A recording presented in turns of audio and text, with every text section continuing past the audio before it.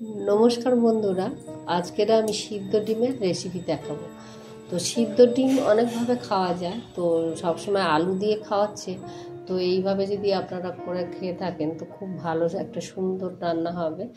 তো আপনারা পুরো ভিডিওটা দেখুন, তো আমি কী করে রান্নাটা করছি, তাহলে আশা করি বুঝতে পারবেন। তো দেখুন, আমি 4টে ডিম নিয়েছি, কালো সর্ষে নিয়েছি, সাদা সর্ষে নিয়েছি, কখন রসুন নিয়েছি, 4-5টা কাঁচা লঙ্কা নিয়েছি, আর নারকেল নিয়েছি, আর একটু দই দেব। তো আমি প্রথমে একটা বাটিতে জল নিলাম, নিয়ে আমি ডিমটা সিদ্ধ করে নেব। তো ডিমটা সিদ্ধ করার সময় একটু আমি জলে নুন দিয়ে নেব, তাহলে ডিমের খোসাটা ভালো ওঠে। তো এবারে আমি ডিমটা সিদ্ধ করতে দিয়ে আমি নারকেলটা বেটে নিচ্ছি। নারকেল বেটে নিয়ে তো সব কিছুই আমি মশলা ওর মধ্যেই দিয়ে দেবো। নারকেলের সঙ্গে কালো সর্ষে 1 চামচ নিয়েছি, আর সাদা সর্ষে 1 চামচ নিয়েছি। কালো সর্ষেটা কম আর সাদা সর্ষেটা বেশি। সাদা সর্ষে 2 চামচ নিয়েছি, কালো সর্ষে 1 চামচ নিয়েছি। তো এই 2 রকম সর্ষে দিয়ে সুন্দর করে কিন্তু বেটে নিতে হবে। আচ্ছা যেটা হলে হবে না, তো তখনই এই রান্নাটা অত খেতে সুন্দর হবে না। এর মধ্যে আমি নুন দিয়ে দিয়েছি আর অল্প কালো জিরে দিয়ে দিই। এবার আমি অল্প করে জল দিয়ে প্রথমে আমি একটু বেটে নেব। যদি জল কম পড়ে তারপরে আর একটু জল দিতে হবে। তো এই সাদা সর্ষে, কালো সর্ষে আর নারকেলের এই বাটাটা কিন্তু খুব সুন্দর টেস্টি হয়, আর রান্নাতে যে কোনো রান্নাতে যদি আপনারা দেন তো খুব সুন্দর একটা টেস্ট খাবার হবে। তো আমি ওদিকে আমার মশলাটা বাটা হয়ে গেছে, এবার আমি ডিমটা ছাড়িয়ে নিচ্ছি। ওই ডিমটা ছাড়িয়ে আমি কী করব, আমি মধ্যিখান থেকে কেটে নেব। তো আমরা সবসময় গোটা ডিম খাই তো আলুর সাথে, তো আজকের আমি আলু দিয়ে করব না যেহেতু, তো আমি ডিমটা মধ্যিখান থেকে টুকরো করে নেব, মানে চেলা করে নেব। মানে টুকরো বলতে ডুমো টুকরো করব না, মধ্যিখান থেকে চেলা করে নেব। তো এই চেলা করে নিয়ে আমি ডিমটা কিন্তু ভেজে নেব। ডিমটা কিন্তু যখন ভাজবেন, ডিমটা কিন্তু উপর করে ভাজবেন। যদি খোসার দিকটা তেলের মধ্যে দেন তাহলে মানে কুসুমটা ছেড়ে যেতে পারে। তো এইরকমই রান্না ঘরেই সব জিনিস থাকে, ডিম বলো যাই বলো, যেগুলো মানে নিত্য প্রয়োজনীয়, এগুলো তো ঘরে সবার থেকেই থাকে। তো কী রান্না করবো, কেমনভাবে করবো, সবসময় ডিমের ঝোল কালকে খেয়েছি আলু দিয়ে, আবার আজকে কি সেই ডিম রান্না যদি খেতে হয় তখন আর ডিমটা ওইভাবে আর খেতে ভালো লাগবে না। তো ওই জন্য এরমভাবেও করে খেয়ে দেখতে পারেন, তো এটা আশা করি ভালো লাগবে। তো এইরমভাবে মধ্যিখান দিয়ে টুকরো করে নিলাম, নিয়ে ডিমটা 2টো টুকরো হলো।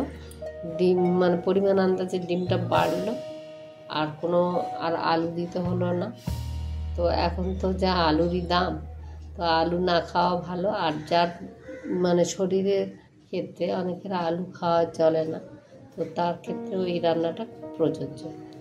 তো এই দই আমি একটু নিয়েছি, দইয়ের সঙ্গে একটু আমি চিনি দিলাম। চিনি দিয়ে ভালো করে আমি কিন্তু ফাটিয়ে নিলাম। তো দই যে যেরকম খাবে, তো আমার কম দই ছিল ওই জন্য আমি কমই দই দিচ্ছি। তো দইটা একটু বেশি করে দিলেও আরও ভালো।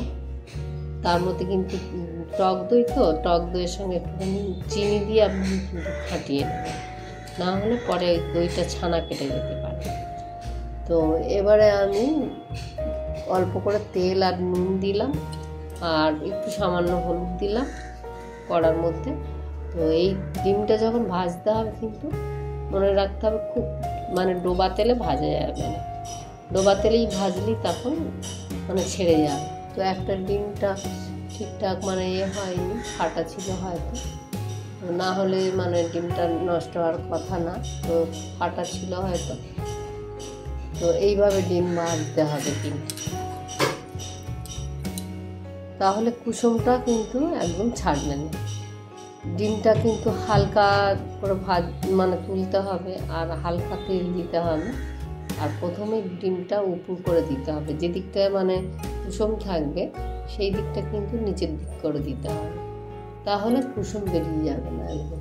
অনেক সময় আমরা গ্রামে দেখতাম বলে কুসুম বার হয়ে যাচ্ছে, তো মানে আটার প্রলেপ দিয়ে ডিমগুলো ভাজে।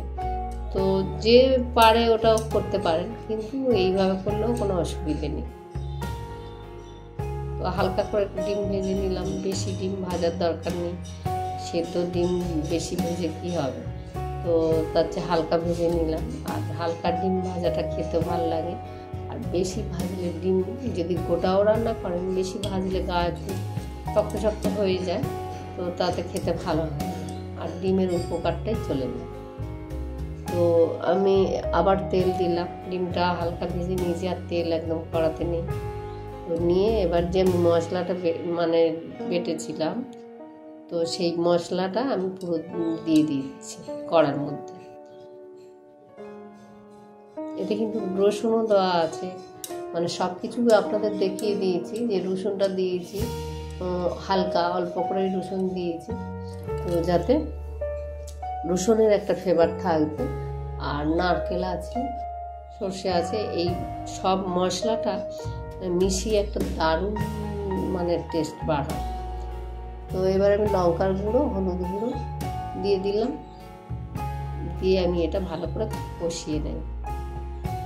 তো এই কষানোটা মানে এই নারকেলটাও আছে, এই যত কষবেন একটু নারকেলটা দেওয়া আছে, তো নারকেলেরও একটা গন্ধ বার হবে। তো এরকম নতুনত্ব রান্না যদি বাড়ি আমরা ঘুরিয়ে খাই, তাহলে মনে হবে না যে রেস্টুরেন্টে যাই বা কারোর বাড়িতে গিয়ে এরকম খাবো, সে কেমনভাবে রান্না করে, হয়তো দেখে আসি, খেয়ে আসি, তো আমরা নিজেরা ট্রাই করি না। তো আমরা নিজেরা তো করতেই পারি বাড়িতে ঘুরিয়ে রান্না। তো দেখুন এইভাবে কম তেলের রান্না, মানে অনেক জায়গা দেখা যাচ্ছে নেমন্তন্ন বাড়ি যাচ্ছি, এত তেল দিচ্ছে, তো হয়তো খেতে ভালো লেগেছে, কিন্তু তেলটা ঠিক অতটা পছন্দ না।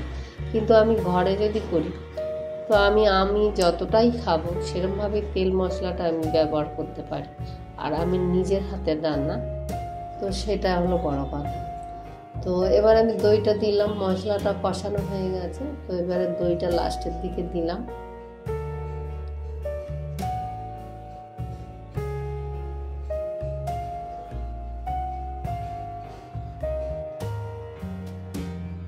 তো এবারে আবার কষানো হয়ে গেছে, এবার জল দিয়েছি।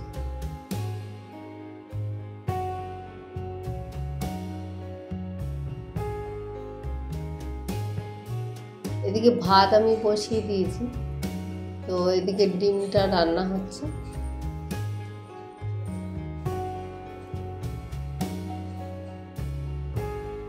তো এবারে আমার রান্না ফুটে গেছে, এবারে জলটা ফুটে গেছে, তো আমি এবার ডিমগুলো আস্তে আস্তে সব দিয়ে দেব। এইভাবে ডিমগুলো ছাড়তে হবে কিন্তু, তো ডিমটা উপরের দিকে কুসুমটা থাকবে, আর নিচের দিকে মানে ডিমের খোসাটা থাকবে। ডিম দিয়ে আমি কিন্তু বেশি ফোটাবো না, যেহেতু ডিমটা আমার হাফ করা আছে, তো অল্প আঁচ করে দিয়ে আমি গ্যাসটা কম করে দিয়ে আমি কটা কাঁচা লঙ্কা দিয়ে দেব।